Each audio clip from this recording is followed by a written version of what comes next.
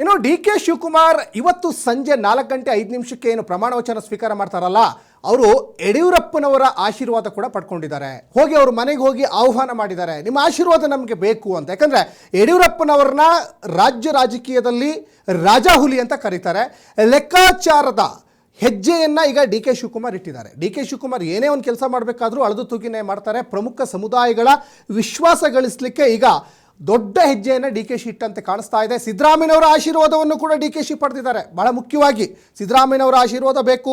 ಹಿಂದುಳಿದ ವರ್ಗಗಳ ಕಣ್ಣಲ್ಲಿ ಅಸಮಾಧಾನ ಈಗ ಕಡಿಮೆನೂ ಕೂಡ ಮಾಡಬೇಕಾಗಿದೆ. ಡಿ ಕೆ ಶಿಯಿಂದ ಅಸಮಾಧಾನ ಕಡಿಮೆ ಮಾಡುವ ಎಲ್ಲ ರೀತಿಯಾದಂಥ ಪ್ರಯತ್ನಗಳು ಈಗ ನಡೆದಿದ್ದಾವೆ ಅನ್ನೋದು ಇಲ್ಲಿ ಸ್ಪಷ್ಟವಾಗಿ ಗೊತ್ತಾಗ್ತಾ ಇದೆ. ಪಟ್ಟಾಭಿಷೇಕ ಹೊತ್ತಲ್ಲೇ ಡಿ ಕೆ ಶಿ ಎಚ್ಚರಿಕೆ ಹೆಜ್ಜೆಯನ್ನು ಇಡ್ತಾ ಇದ್ದಾರೆ, ಲೆಕ್ಕಾಚಾರದ ಹೆಜ್ಜೆಗಳನ್ನು ಕೂಡ ಇಡ್ತಾ ಇದ್ದಾರೆ.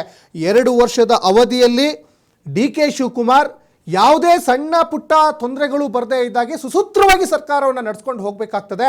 ಯಾಕಂದರೆ ಡಿ ಕೆ ಶಿವಕುಮಾರ್ ಯಾವುದೋ ಒಂದು ಖಾತೆಗೆ ಸಚಿವರಲ್ಲ, ಇಡೀ ರಾಜ್ಯದ ಚುಕ್ಕಾಣಿ ಈಗ ಅವ್ರ ಮೇಲಿದೆ. ಮತ್ತು ಸಿದ್ದರಾಮಯ್ಯನವರಿಗಾದರೂ ಕೂಡ ಅವರು ಸಿ ಎಮ್ ಆಗಿ ಸಾಕಷ್ಟು ಅನುಭವ ಇರುವಂಥವರು, ಜೊತೆಗೆ ಅವರಿಗೆ ಎಲ್ಲ ರೀತಿಯಾದಂಥ ರಾಜಕೀಯ ಲೆಕ್ಕಾಚಾರಗಳು ಗೊತ್ತು. ಡಿ ಕೆ ಶಿವಕುಮಾರ್ ಅವರು ಉಪಮುಖ್ಯಮಂತ್ರಿ, ಜೊತೆಗೆ ಬೆಂಗಳೂರು ನಗರಾಭಿವೃದ್ಧಿ ಸಚಿವರು, KPCC ಅಧ್ಯಕ್ಷರು, ಬೇರೆ ಬೇರೆ ಖಾತೆಗಳನ್ನು ನಿಭಾಯಿಸಿದ್ದಾರೆ.